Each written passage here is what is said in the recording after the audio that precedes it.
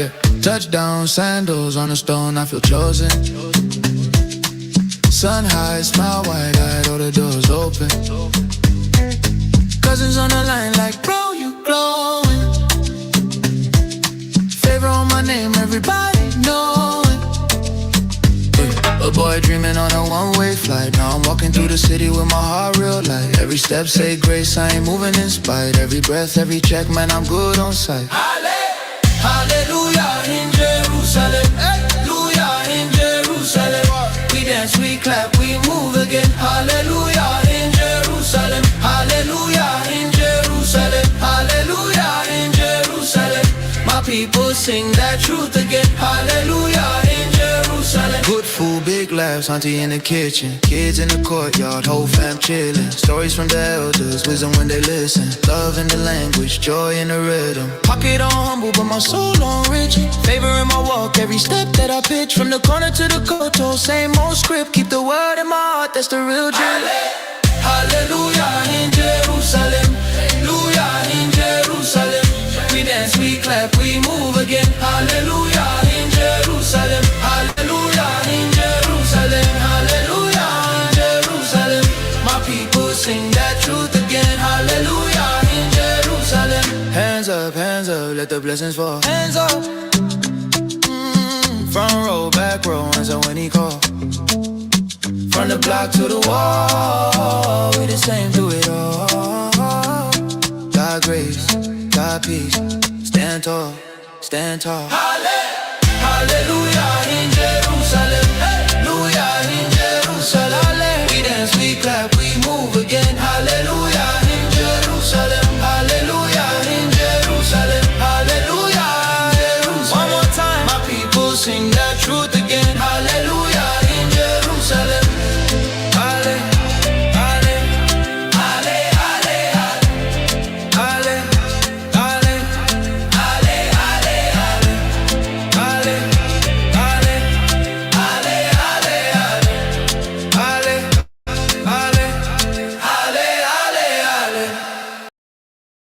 Good afternoon. Today, a few minutes ago, in the Middle District of Alabama, a grand jury returned an 11-count indictment charging the Southern Poverty Law Center with 6 counts of wire fraud, 4 counts of bank fraud, and 1 count of conspiracy to commit money laundering. According to the charges in the indictment, the SPLC is a nonprofit entity that purports to fight white supremacy and racial hatred by reporting on extremist groups and conducting research to inform law enforcement groups with the goal of dismantling these groups. As the indictment describes, the SPLC was not dismantling these groups. It was instead manufacturing the extremism it purports to oppose by paying sources to stoke racial hatred. The indictment describes this conduct in detail, but one troubling example is that the SPLC was paying a member of the leadership group that planned the Unite the Right protest in Charlottesville, Virginia in 2017 that resulted in the death of 1 person and injured dozens more. This particular person being paid by the SPLC allegedly received approximately $270,000 of 8 years. In total, according to the indictment, between 2014 and 2023, SPLC paid at least $3 million to 8 individuals at least. These individuals were affiliated with the Ku Klux Klan, United Klans of America, National Socialist Movement, Aryan Nations affiliated Sadistic Souls Motorcycle Club, the Nationalist Socialist Party of America, Nazis, and the American Front.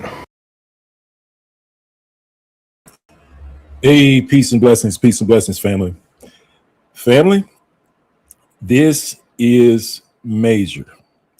This is major news, and half of it is not being told to you about what's going on. And most I will, and I apologize, not as organized because this is kind of like last minute.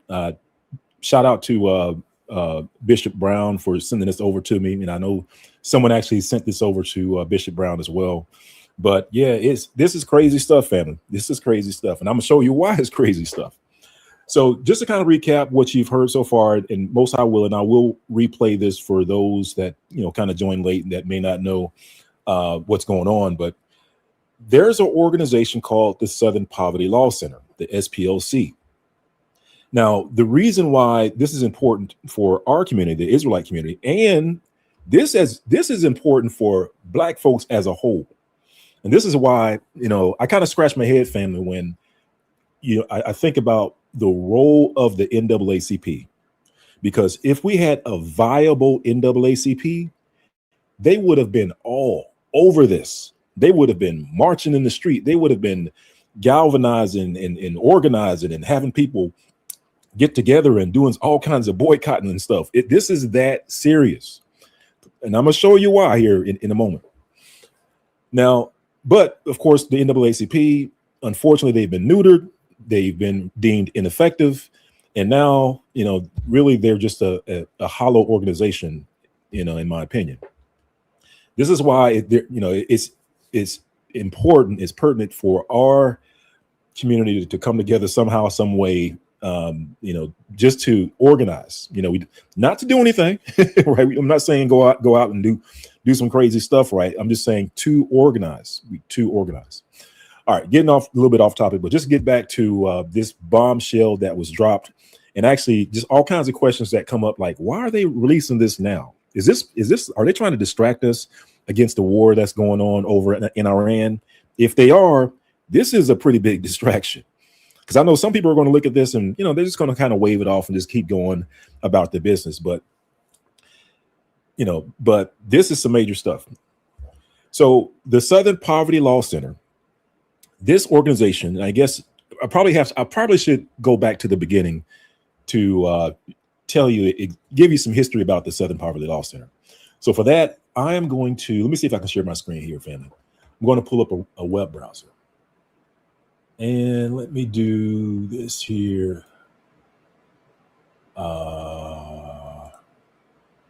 Yes. All right. So hopefully you can see this. So Southern Poverty Law Center. They are an organization that was started by Jewish Ashkenazi people. It was 3 founders. 2 of them were Ashkenazis. And you can see this is one of them, Mr. Morris Dees. So he's one of the founders of the Southern Poverty Law Center. And you can see here, I have it highlighted. It says Dees, the son of an Alabama Jewish cotton gin operator. So for those that were out there that says that the Ashkenaz weren't part of the transatlantic slave trade, well, the Southern Poverty Law Center, one of their co-founders, his father, had owned that cotton gin that the slaves were putting the cotton in. So there you go. There you go. They were profiting off of our slavery. So Morris Dees, his father, was a Jewish cotton gin operator. Then the other guy, his name is Joseph Levin. So Joseph, we said, can you make it bigger? Let me see if I can make it bigger. Hang on. Let's see here. I probably can't, but let me give it a try here. Hopefully, maybe that'll help. All right. So Joseph Levin, he's also Jewish, as you can see on the screen. He's a co-founder of the Southern Poverty Law Center. And I guess the reason why I'm showing you this, family, I'm showing you this because this is a pattern that we have seen throughout the years, over and over again. This is the pattern that we've seen over and over again. Also, well, let me hold off on dropping something else. But Joseph Levin, JD, it says, will discuss his own personal history growing up Jewish in Montgomery, Alabama. So that's the other founder of the Southern Poverty Center, Southern Poverty Law Center. All right, so they are the ones that helped started it. There was a third gentleman. I forgot that third gentleman's name, but as far as I could tell, maybe he wasn't an Ashkenaz. But either way, you got 2 of the 3. They were Ashkenaz that started the organization. Now, let me go back up to this. Now, this is what if you joined a little bit late, I played the clip from the Department of Justice U.S. Department of Justice, and they laid out the charges or the indictment against the Southern Poverty Law Center. And they were kind of throwing some words around. They said things like money laundering and fraud and stuff like that. And maybe, those weren't really hitting home for you because you don't really know how that ties back into the African American community. But let's get into the indictment just a little bit. So again, hopefully you can see it on the screen. Let me see if I can zoom in for those who have eyes like mine, where you need the words a little bit bigger. All right, but and if you can't see it, I'll read about it. I'll read it out loud to you. All right, so here you can see this is on the U.S. Department of Justice's website, and it says federal grand jury charges Southern Poverty Law Center for wire fraud, false statements, and conspiracy to commit money laundering. Now, in the video that we played before, it talked about, or he stated that the Southern Poverty Law Center, they were the ones that were fomenting or paying for people to incite hate in certain venues and certain events, and then turn around and make money off of it. In other words, they were paying the people to cause trouble, and then on their website, they were tracking it, portraying themselves as the purveyors of peace, as the ones that track hate and that are fighting against hate. All the while they were paying for hate themselves. Going somewhere with this, family, because they had the Black community in their crosshairs. Let me show you. So if we keep scrolling down in this indictment, you can see where it says between 2014 and 2023, the Southern Poverty Law Center secretly funneled more than $3 million in donated funds to individuals who were associated with various violent, not just regular extremist groups. They literally sent their money to people that were certified, validated, violent groups that unalive multiple people, groups that burn people's houses down, groups that GRAPE people. They were paying money to those groups. What groups were those, by the way, that you may ask? Well, let's keep reading. It says they were, let's see, between 2014, 2023. Let's see here. Let's make sure the audio is still good. Yep, audio is still good. All right. Between 2014, 2023, the SPLC secretly funneled more than $3 million in donated funds to individuals who were associated with various violent extremist groups, including the Ku Klux Klan. I should stop right there, but we keep on reading. The Aryan Nations and the National Socialist Party of America. Now, just for context, I'm going to scroll down just so that you can see the full list. Now, I'm a patterns guy. I like to point out patterns. And so the pattern that you see when you look at these groups, you know what group that the SPLC did not fund? They did not fund any Black groups. So these are all racist Caucasian groups. Ku Klux Klans, United Klans of America, Unite the Right. That's the pattern for these groups. Feel free to confirm using ChatGPT or in any of the other AI tools. But that is the pattern. So notice, they were funding violent groups, certified violent groups, not against, what people might call Black Hebrew Israelites or African Israelites or Israelites. They were funding violent groups against the Black community. Come on, family. This is why I'm telling you the NAACP, if they were a real organization, they would have been screaming on top of the mountain. They would have been sending out emails, texts, getting on social media, mainstream media, social media, and getting this news out and just getting the word out, family. Nothing. I don't know about you, but I've heard absolutely nothing. To have a group identified funding a violent group against the Black community, and not be called to the mat is just, unconscionable. Not only that, because maybe you might be saying, all right, well, Brother Benaiah, maybe they're funding like, Joe Schmo in the group. Maybe they're funding, like an informant, somebody that comes in and he sneaks in the back and he participates in the group. You would be incorrect if you thought that. Let's keep reading. Let's see who they were funding in this group. And I forgot which slide I had that on. Let me pull it up. I think it's we'll start right here. So this is from the New York Times. New York Times. I don't want to lose my place. 8 hate group leaders, including the KKK Imperial Wizard. So not only did they fund the group's family, they specifically funded the leaders of the group. Let that sink in. In other words, when somebody is supporting the leader of the group, that implies that they are directing the group.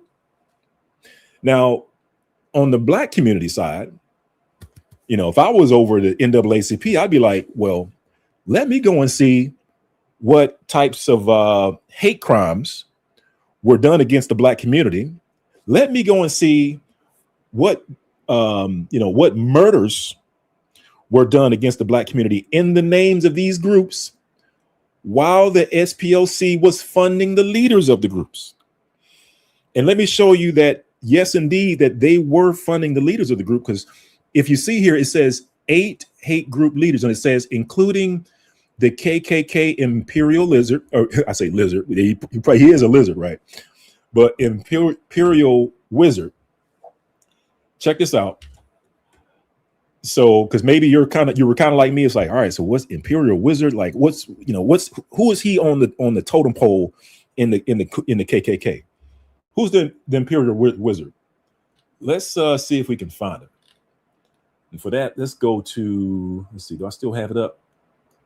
Hopefully I didn't close it. Oh, here we go. So here's the core organization. Let me make sure this is showing on the screen.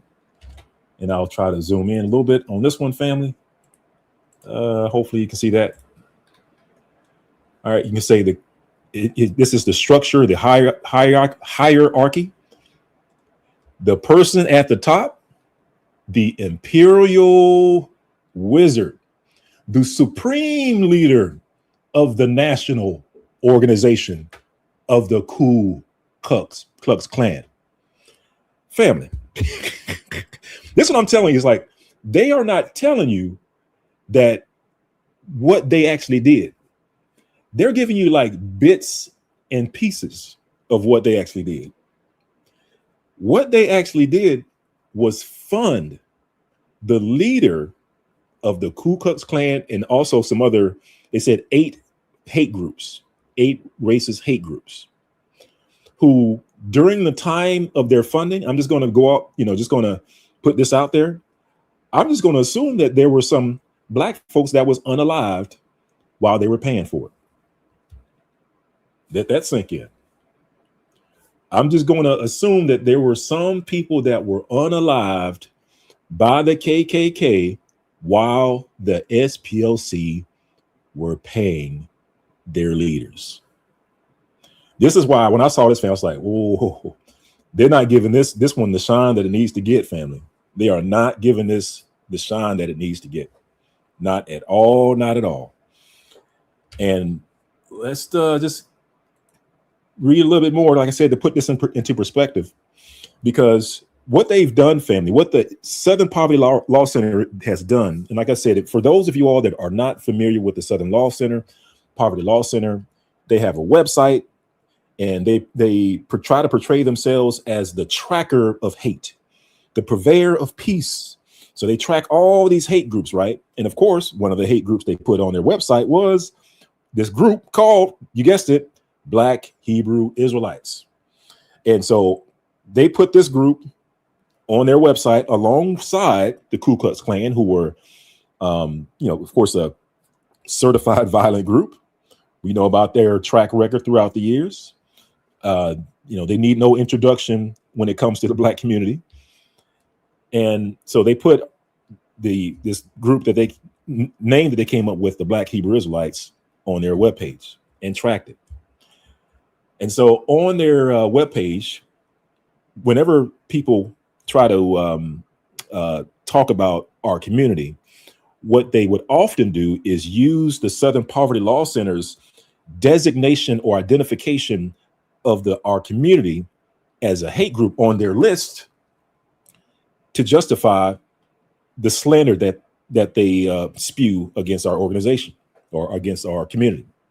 It's kind of like one of those things, Fender, where they create the barometer. They create the group that they say is the authority. And then when they come up with these stories, then they quote that made up authority that's made up of them. Like it's all in-house. It's all one group. It's all one people that's doing this thing, family. It's all one people that's doing this thing. So let me show you here, family, let me give you an example. So you guys remember the Kyrie Irving stuff, right? Kyrie Irving, he does the post of brother Ron Dalton Jr.'s movie, The Hebrews to Negroes. And of course that blew up. And the first publication that came out with the story was Rolling Stones. And so Rolling Stones was the one that everybody else was quoting when it came to, this so-called atrocity that our brother Kyrie Irving, shout out to brother Kyrie Irving, nastiest dribbler around, nastiest hands around. But brother Kyrie Irving, when he put out the, did this post, he didn't put out any text or anything. All he did was just did a post of Hebrews to Negroes, and that was it. Everybody went crazy. They were upset. And one of the people that jumped on the bandwagon, you guessed it, was the Southern Poverty Law Center. Or at the very least, they were quoting the Southern Poverty Law Center when they came out with this article, because according to them, the Southern Poverty Law Center, they are the barometer when it comes to hate. And you can see it here where it says the Black Hebrew Israelite movement is fairly broad, comprising organizations that, per the Anti-Defamation League, and that's another thing, these guys go hand in hand. ADL and the Southern Poverty Law Center go hand in hand. And it says they operate semi-independently. The movement generally coalesces around the notion that Black people are the real descendants of the ancient Israelites, with more extreme factions claiming that Black people have been robbed of their identity as people of God's chosen people of all things. And of course, this is coming from via the Southern Poverty Law Center. Southern Poverty Law Center, they were there from the very beginning, from the time that our awakening occurred in mass in 2016. Southern Poverty Law Center were putting out hit pieces against the Black Hebrew Israelite community, using their term. That's not our term, that's their term. But they were putting out these hit pieces against our community, in my opinion. Also coordinated with the Anti-Defamation League. They were doing the same thing at the same time. All the while, they were paying these KKK groups money to do violence against our community. I mean, you just got to keep that, let that sink in, family. Just let that sink in. And then this one, just to kind of show you that the Southern Poverty Law Center, they weren't just focused, to the Black or to the Israelite community. They weren't just focused on that community. They were also focused on the Black community as a whole. Return of the violent Black nationalists. You see, they were always there, family, doing this dirty work, always there. And it says, and of course, this is also one where they came up with some. It always ties back to some statement or some accusation that cannot be proven, that you don't see any other publications carrying, no major publications carrying or coming up with the findings that they've come up with. So if you go to their website, they have a bunch of outlandish findings or allegations against the African Israelite community. that is totally unfounded in my opinion. All right, so I'm not going to give that website, we're not going to pay attention to that website, but other than just showing you that, let's see, SPLC's intelligence report amid a year of lethal violence and extremists. So in the year 2017, the FBI came out with this report. It was called the, I believe it was called like the Black Extremist Report. And so people were wondering, where did this report come from? Who authorized it? And they couldn't really get to who authorized this report. But the thing that we noticed was that just before the report, or while this report was coming out, the SPLC had something very similar.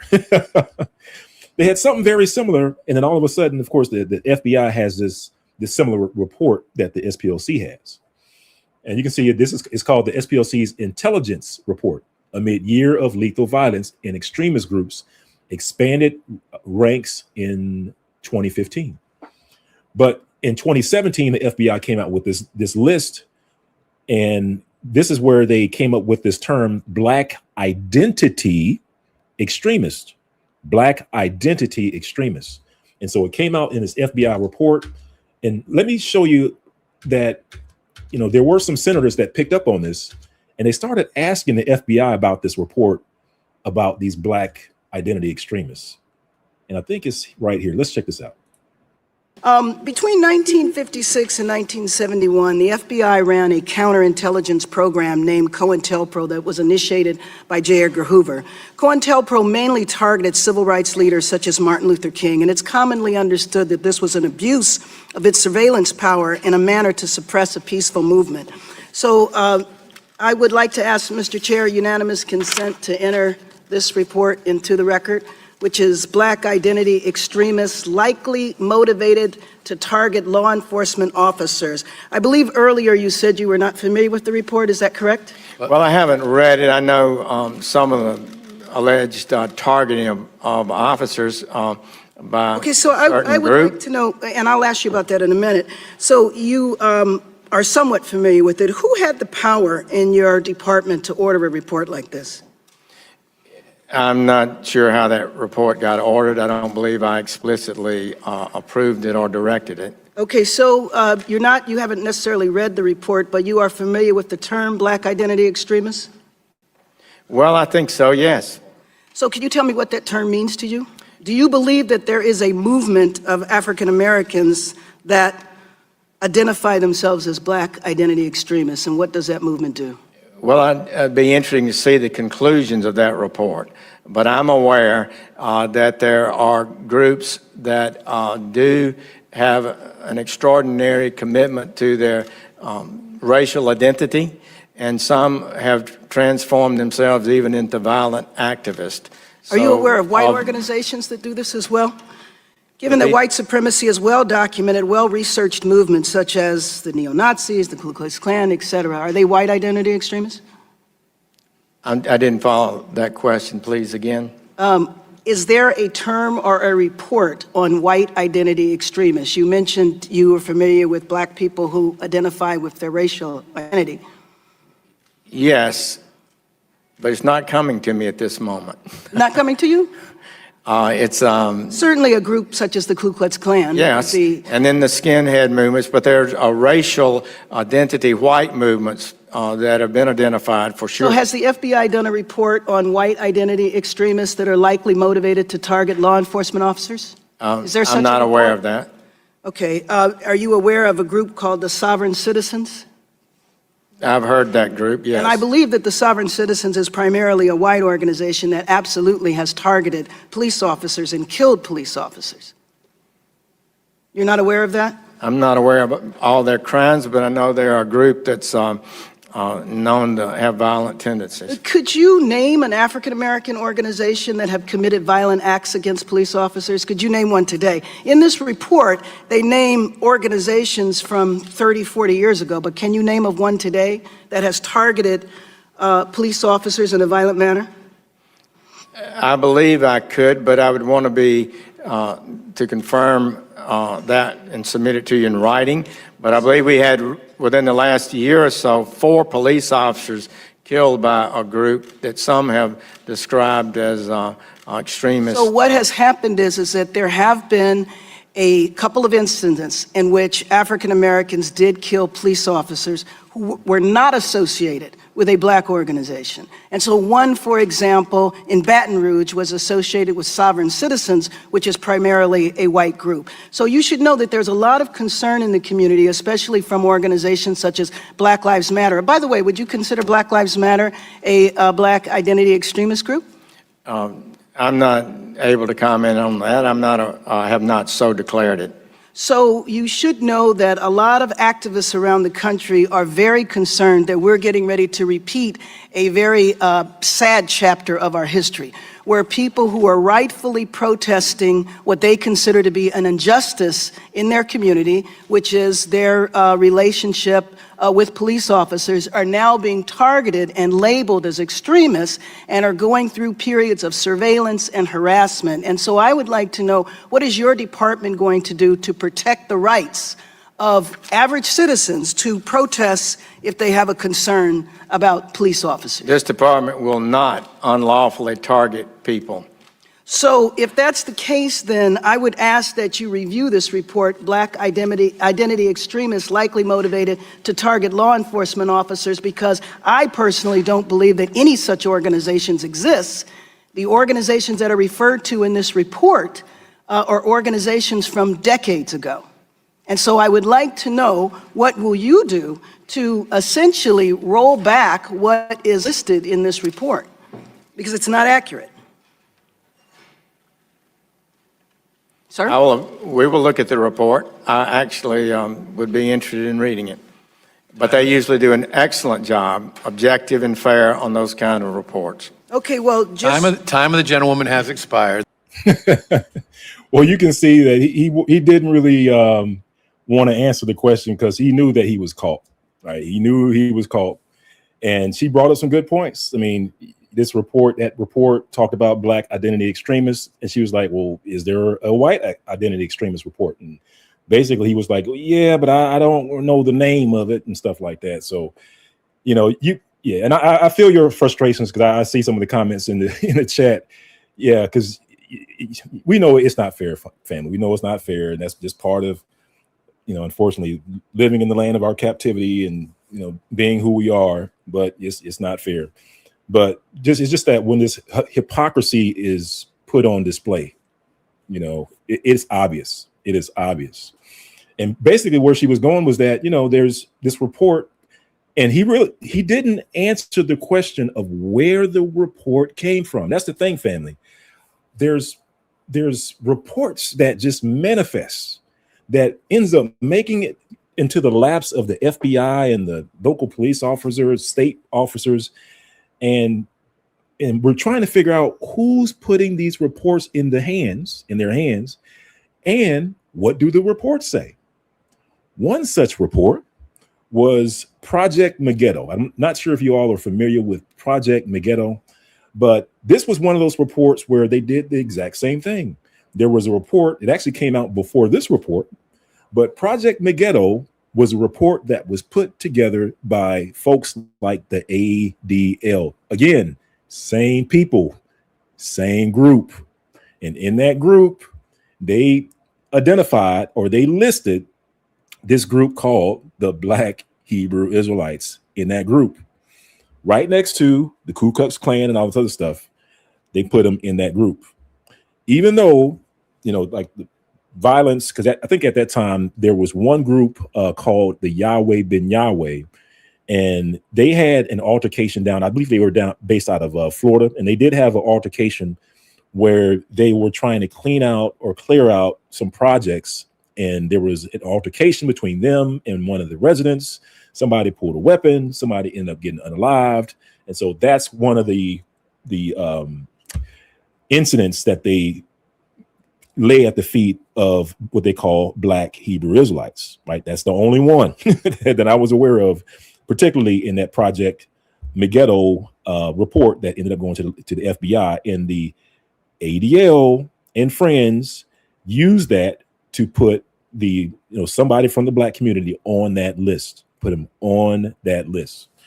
So again, family, I'm just trying to reiterate, it's the same people. And then just to kind of bring it back to the Ku Klux Klan. So the Southern Poverty Law Center with this report, and I'm just going to play it again just so that for the benefit of those that may have joined late. The Southern Poverty Law Center literally paid the Grand Imperial Wizard, that's the head dude, that's the top dude of the Ku Klux Klan. He's the one that leads the Ku Klux Klan for the entire nation. That's what I'm saying, fam. This is major. They got caught paying the head dude of the Ku Klux Klan, leading the Ku Klux Klan for the entire nation. And the NAACP is quiet. I'm just tripping, fam. I'm like, man, wow, man. Wow. Good afternoon. Today, a few minutes ago, in the Middle District of Alabama, a grand jury returned an 11-count indictment charging the Southern Poverty Law Center with 6 counts of wire fraud, 4 counts of bank fraud, and 1 count of conspiracy to commit money laundering. According to the charges in the indictment, the SPLC is a nonprofit entity that purports to fight white supremacy and racial hatred by reporting on extremist groups and conducting research to inform law enforcement groups with the goal of dismantling these groups. As the indictment describes, the SPLC was not dismantling these groups. It was instead manufacturing the extremism it purports to oppose by paying sources to stoke racial hatred. The indictment describes this conduct in detail, but one troubling example is that the SPLC was paying a member of the leadership group that planned the Unite the Right protest in Charlottesville, Virginia in 2017 that resulted in the death of 1 person and injured dozens more. This particular person being paid by the SPLC allegedly received approximately $270,000 over the course of 8 years. In total, according to the indictment, between 2014 and 2023, SPLC paid at least $3 million to 8 individuals at least. These individuals were affiliated with the Ku Klux Klan, United Klans of America, National Socialist Movement, Aryan Nations Affiliated Sadistic Souls Motorcycle Club, the Nationalist Socialist Party of America, Nazis, and the American Front. Yep, they were there. That was them. That was them. And so as far as like their interaction with the Ku Klux Klan, let me just share this with you real quick. Yeah, I didn't want to keep you too long, but definitely wanted to bring this to your attention, family, just to share with you that, man, these guys, these guys here are, wow. I mean, praise be to the Most High for, for exposing them. And that's been my prayer, is that these evil, wicked nations and organizations that have been repeatedly, doing these things against our community from behind the curtains. Now, I pray that the Most High peel back the veil, that he pulls back the veil and exposes the wicked person or organization behind it. Now, what I'm showing you here is Birth of a Nation. So Birth of a Nation, if you don't know, I guess I have to give you some history about the Ku Klux Klan. So Ku Klux Klan comes shortly after the Emancipation Proclamation. We get freed. You can say 1863, 1865, Emancipation Proclamation. Blacks are freed, for the most part, because we do know that there were some places in the U.S. where, they weren't free after that. But for the most part, blacks were freed. We started getting into politics, government. This is when you hear about the Reconstruction period. The whites at the time panicked because they were afraid that the people that they beat and maimed and treated most severely would start ruling over them and do the same things to them. So they came up with the Ku Klux Klan. The organization was birthed shortly thereafter Emancipation Proclamation. Now, of course, when it came out, it was violent from the start. They started attacking people, unaliving people, in the African American community. And at the time, the federal government started cracking down on them. They treated them as the terrorist groups that they are. And so they were persecuting them so bad that they were getting ready to be dismembered, dispersed, and erased. However, if it wasn't for one man, for one person, and actually, let me see if I can find his picture just so that you can see who I'm talking about. Because there was this gentleman that you could say single-handedly saved the Ku Klux Klan. I'm going to find a good picture of him because I got a couple of pictures of him because I did a report on him. And I think, let's see here. Let me grab this one here. And just bear with me just for a second, family. I want to pull up his picture because the gentleman's name I'm referring to, he ended up being the fighting for the Union Army during the Civil War.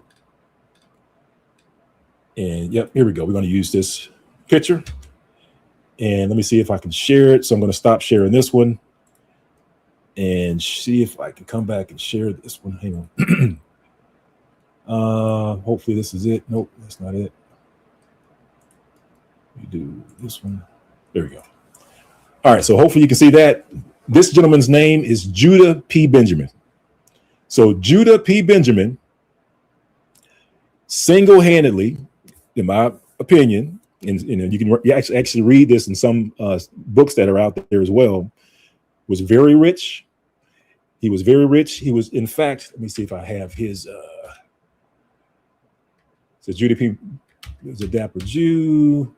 He was actually an Ashkenazi Jew. In some of the history books, they try to label him as a Sephardic or Spanish and Portuguese Israelite. However, his grandmother was a Ashkenazi Jew, and of course, you know how they count their genealogy by the mother, by the matriarch. So, according to their definition, he is indeed an Ashkenazi Jew, and he was the Confederate. You can't see it, like the Secretary of War, Secretary of State. Yeah, apologies. Some of these are blurry. Yeah, they're blurry. But in any case, Confederate States of America. Yes, Judah P. Benjamin. But in any case, family. So Judah P. Benjamin, he was responsible for single-handedly saving the Ku Klux Klan. During the time that the American government, the federal government, was persecuting them, cracking down on them. Remember, this was during the time of the Reconstruction. So you had a lot of black folks in government at that time. So no wonder, you had the government cracking down on them because you had a lot of brothers in the government at that time. But Judah P. Benjamin wouldn't let them die. He wouldn't let them go away. He kept them alive. He was their lifeline. And he kept stringing them along until there was this movie that came out. And all this, it really ties back into Atlanta. So I'm based out of Atlanta, and some of this history I didn't know until relatively recently. But here in Atlanta, not going to go into great detail, but there was this whole thing with Leo Franks. Leo Frank, he was a president, CEO of a pencil company here in Atlanta. This was back in the early 1900s. Long story short, he ends up graping and unaliving this 13-year-old girl called by the name of Mary Fagan. And then he tries to blame it on two innocent black men. And then, but unfortunately, the evidence was so overwhelming. He had over 20 other women that worked at the same factory that said that he was also coming after them as well, that he made approaches, unwanted advances against them as well, inappropriate advances against them as well. Just a bunch of other pieces of information, admission of guilt to the mother, access to the elevator where Mary Fagan was said to have been taken down and left underneath at the bottom floor of the pencil factory. Only he has the key for that. Like just certain things like that. The note of admission was written on paper that was next to his office. I mean, just a bunch of stuff that if you ever sat down and you went through the case of this, you would understand why when they appealed the case all the way up to the Supreme Court, why the Supreme Court upheld the decision that he was guilty. But when he was convicted by a jury of all white males, a unanimous decision, and unfortunately, the penalty for that case is death by hanging. In other words, the penalty was lynching. And so he ended up, of course, paying the judge, or somebody ended up paying the governor of Georgia to commute his sentence to life imprisonment. But of course, the family members of Mary Fagan, they wanted blood, so they snatched him out of the jail cell and they lynched him anyway. But in any case, what happened was that, so during that time when he was convicted on in August. In September, the ADL was formed. He was convicted in August, where they were trying to, put this murder on trying to blame it on two innocent black men. And when I say they, I mean the organization that founded the ADL. They were called B'nai B'rith. B'nai B'rith founded the ADL. And of course, they referred to black folks throughout the trial as dirty, nasty N-words with the hard R. They said the crime was an N-word crime.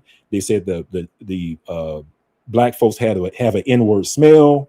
I mean, just all kinds of derogatory stuff by this Ashkenazi organization that then started the ADL. And that's why I tell people there is absolutely no reason for you to have the ADL on your platform. And I'm speaking to our Breakfast Club brothers and sisters, unless you are caught up on their history and you ask them pointed questions about their history and about their founding and about how they are to this day still trying to overturn the conviction of Leo Franks and put it on two black men, innocent black men. All right, but long story short, like I said, family, so they ended up forming the ADL immediately after Leo Frank was convicted.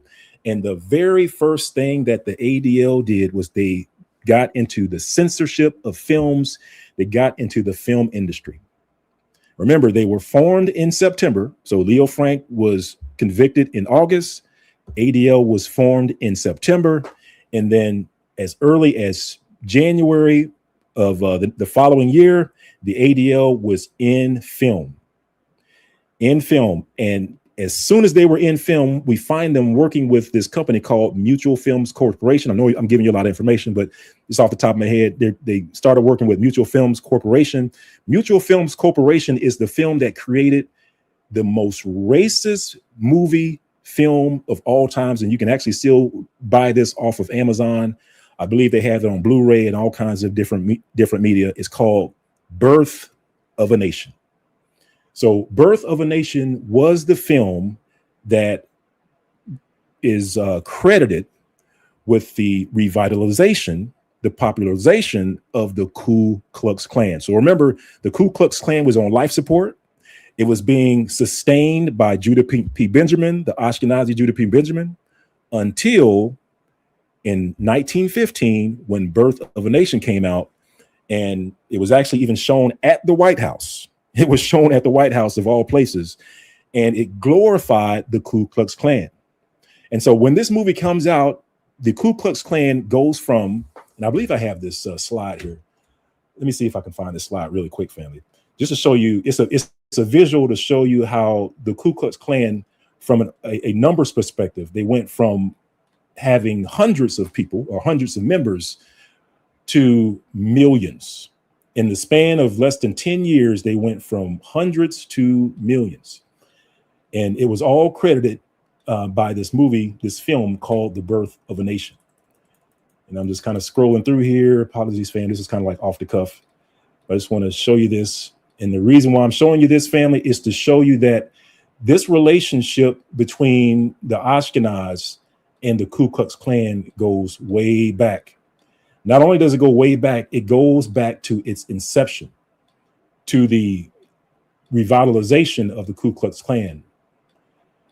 And where is that? Hang on, family. That's one of the things. It's like when you do all this research, I have a folder where I just dump all my information in, and unfortunately, it's not organized. Oh man, let me see if hopefully I can find this picture, because I just thought that this was like the perfect visual when it comes to showing the growth, the exponential growth of the Ku Klux Klan. All right, well, let me see if it's not here. I'm just going to have to, yeah, maybe I can post it. Yeah, maybe I can post it in there. But I'm definitely want to show you some of these pictures over here. But let me just do one quick check. So just bear with me. One last check just in case, because I know it's in here. I know I saw it earlier. And let's go 1, 2. It's not there. Okay. All right. Let's see. All right. Well, as we're going, if I come back across it, I'll put it on the, bring it up and put it on the screen.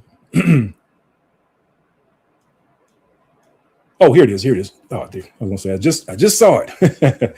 All right. Yeah, so let me bring this one up. I'm going to stop sharing and then reshare the picture. But again, so this is just to show you how this film, The Birth of a Nation, impacted the Ku Klux Klan, how it was critical to the forming of the Ku Klux Klan.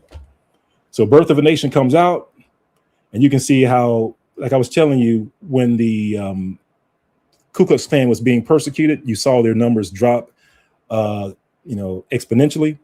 But then when The Birth of a Nation comes out, around a little bit before this time, around 1915, you could say, their numbers grow all the way up to 5 million people. It might be even over 5 million people in 1925. Now, the significance of this chart is that guess who was being persecuted around this spike here? What communities do you think was being persecuted around this spike? You guessed it, our community. Black Wall Street, Red Summer. Like some of that stuff happened shortly after the Ku Klux Klan was reformed in 1915. And then you had Red Summer in 1919. But then all of a sudden, you saw this spike and massacres, great unaliving happen across Black communities across the US. So the fact that this spike in the Ku Klux Klan's membership is tied to a movie, that, by the way, let me show you who is responsible for putting this movie together. So I showed you that the ADL comes on the scene.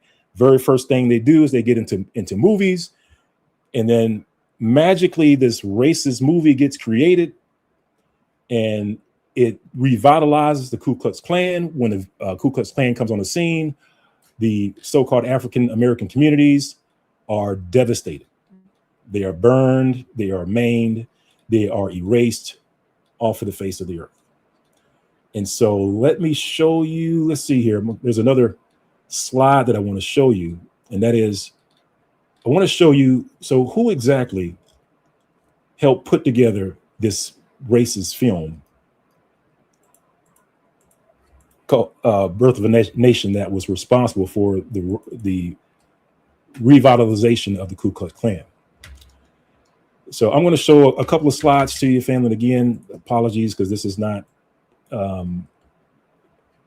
not in a smooth presentation or anything like that. I'm just kind of grabbing this off of the cuff. But let's do this. Let's see if, let me show you this one. All right. And this is just a little bit of how the film industry worked back in the day. You had the guys that created the film. Then you had the guys that distributed the film. Then you had the theaters that the film was shown in.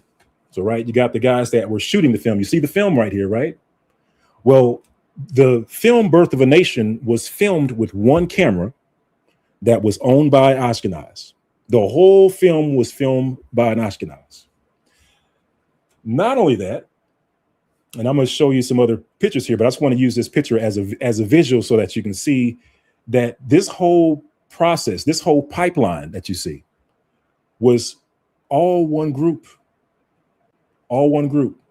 It was filmed by an Ashkenaz. The budget, the funding was provided by the Ashkenaz community. The distributor was MGM, MGM Studios, so Louis B. Mayer. So Mayer is one of the M's in MGM. So he was responsible for partial distribution. And then the theaters that it was shown in was also Ashkenaz theaters. So this was a full pipeline ownership of the creation, the promotion of Birth of a Nation that was the catalyst for the Ku Klux Klan. And let me also show you this. So that's the Ku Klux Klan. And just so that you know, when I say MGM Studios, I want to show you this as well, because some people don't know this about MGM Studios. So we've all seen the pictures of MGM Studios. And let me see if I can also pull that one up as well. Oh, it's not that one. It's not that one. It's this one. All right. So hopefully you can see this. This is the MGM Studios. And of course, you all know about the lion. If you ever watched the movie, you saw the lion roaring. And usually there was you'll notice the next time this lion comes on the picture, I want you to if you could direct your attention to just below the lion, there's a face. Now you notice the face is brown skin, but he has white lips. White lips. That is a racist trope called blackface. That is a white person dressed up as a black person. They put all this types of coloring on their skin, and what they do is that they leave their lips white to make fun of the people that they're portraying. And because MGM Studio, they created the very first blockbuster film, which was called Birth of a Nation. That's how they got their money. That's how they got their wealth. So much so that they have a lion on top of a person mocking a black man. Think about that. They have a picture of a lion on top of a person mocking a black man. It is still there to this day. That is still their logo. So, soup to nuts, this was a Ashkenazi operation when we're talking about Birth of a Nation, the resurfacing of the Ku Klux Klan. So that was that side of the fence. But once the Ku Klux Klan came into being, once that, if you can kind of picture that graph in your mind where the numbers just spiked, right? And the next thing we started seeing the Ku Klux Klan having all these types of marches all across the country, different places. Of course, they had the March on Washington. And actually, I think I got a picture of that. Let me see if I can pull that up. They had a March on Washington, which was you can actually find that one in the archives too. But they were there in force. And let's see here. I know I got a picture of them marching in Washington. If not, I do have some other pictures of them as well. But they were marching in Washington. They had these large rallies all across the country. And another fact when it comes to the Ku Klux Klan and as far as like who supported them, of course, we just talked a little bit about how they came back from the abyss, from being almost erased. How this film Birth of a Nation saved them, and they came back.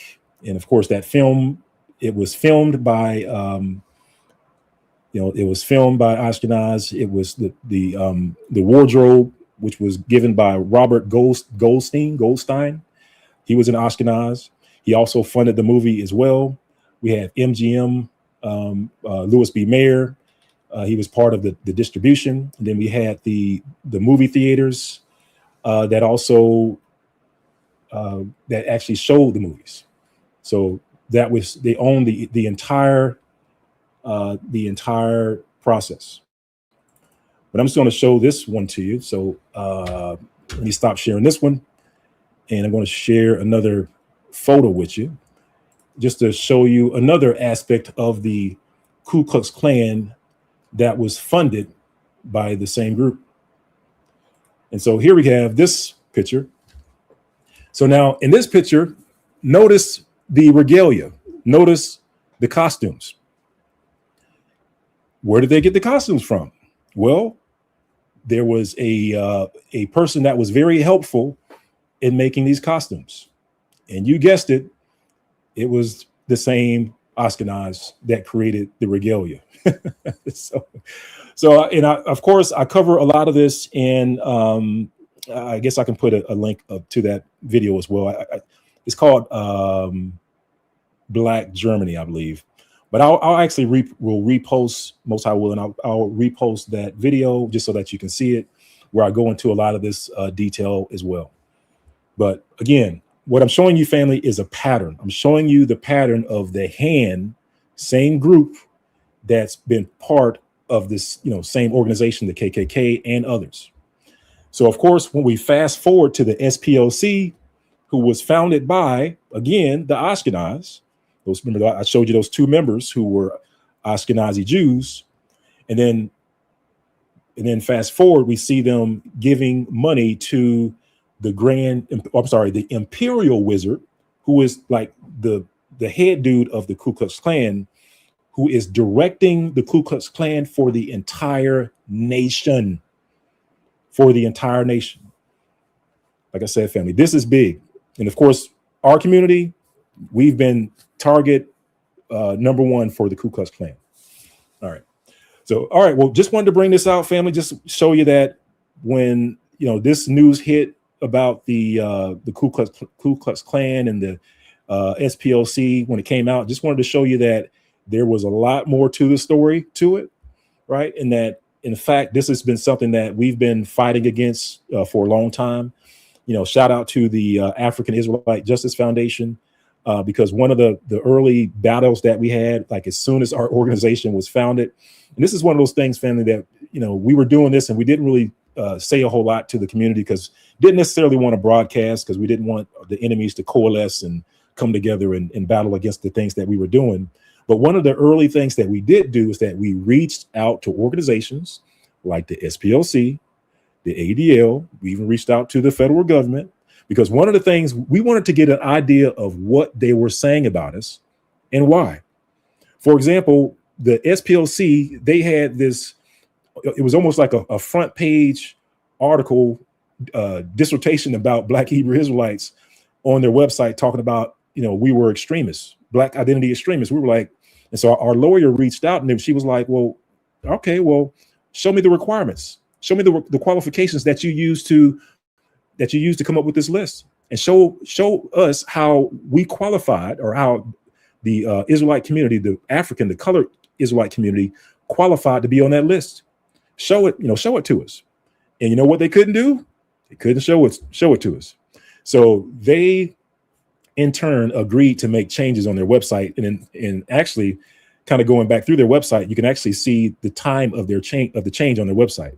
Now, I don't take credit, for being the sole proprietor of the change, but do want to believe that we helped the change that took place on that website.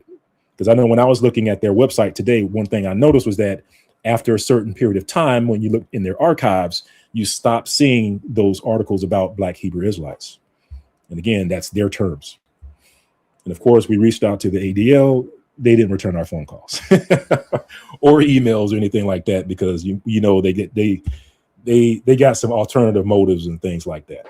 Anyway, but all right. Well, hey, hopefully that'll help give you a broad idea, broad perspective as far as like why this is important. And of course, we will keep digging into it, seeing how how this plays out. Of course, this has to go to court. So of course, the indictment isn't a admission of guilt, but at the very least, it's showing the nation that, hey, they do have this evidence that they did these things. And, at least for me, family, when I saw that they had given money to the Imperial wizard, the head dude of the Ku Klux Klan, I was like, man, this needs to be front page news. So it is what it is. All right. Well, hey, love your family. Oh, one more thing before we hop off. So for the African Israelite Justice Foundation, we do have another virtual conference scheduled. We were going to shoot for or target for May the 3rd, but I think we're going to push that out a little bit because we had those feast days. So we just want to, push that out a few days. We'll come out with a new date for that. And most high willing, we may even also have some working sessions. So given all this stuff that's going on, family, you talking about war, you're talking about the gas prices going up, possible draft of people, their automatic draft that they just enacted. And can you imagine them snatching your brown babies, sons and daughters, and having them and forcing them to fight for a cause that we did not sign up for, that we don't believe in? Can you imagine that? Forcing them to fight and maybe unalive or die for Trump and his money and his Epstein stuff? Come on, fam. We need a plan. We need a plan, family. We need a plan. But yeah, we'll talk. Most high willing, we'll talk about stuff like that. We'll talk about plans of actions. We know that COINTELPRO is all around us and integrated and stuff like that. But we're still going to talk about it and get a plan together because praise be to the Most High. We believe that the Most High will come and not only judge Babylon but also come and rescue His people. Hallelujah. All right. Well, hey, love your family. Peace, love, and blessings. Shalom, shalom, and we'll talk to you later.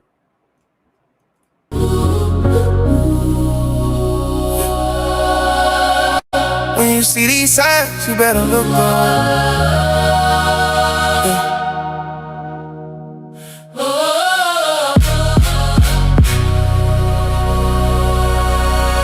When you see these signs, you better look up. Yeah, I've been walking through the fire, clothes smell like doubt. Seen the waves over my head, still I never drown. Mama praying in the kitchen, tears on the tile. Say the world getting darker, but that's been for a while.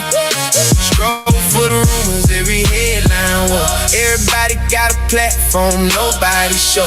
I've been hearing in my spirit, boy, your time close. Got my eyes past the clouds, I don't ride low. Used to chase change, now I chase change. Used to pop pain, now I drop shame. I was stuck, I was broke in my own mind. Then he said, watch close when I show signs.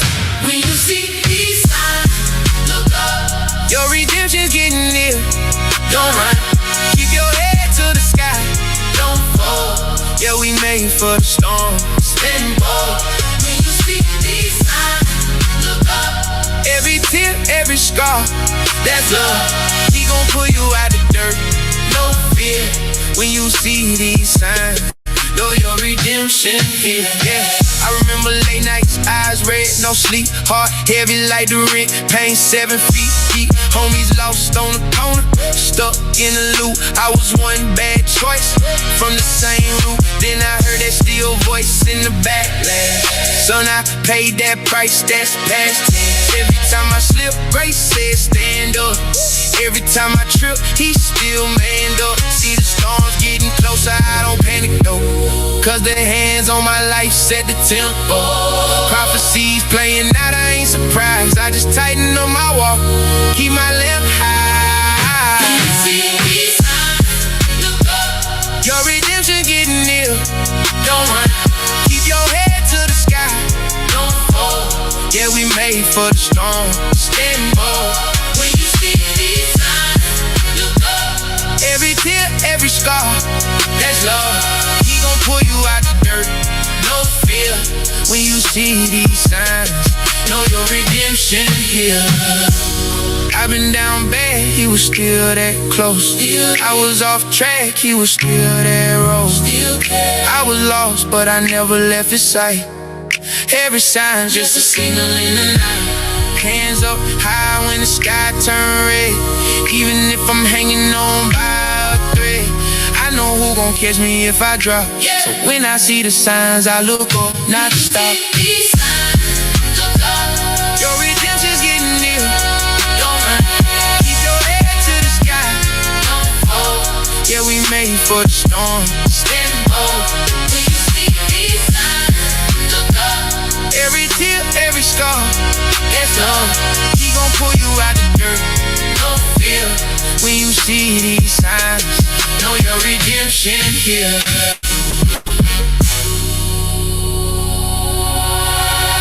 Redemption here.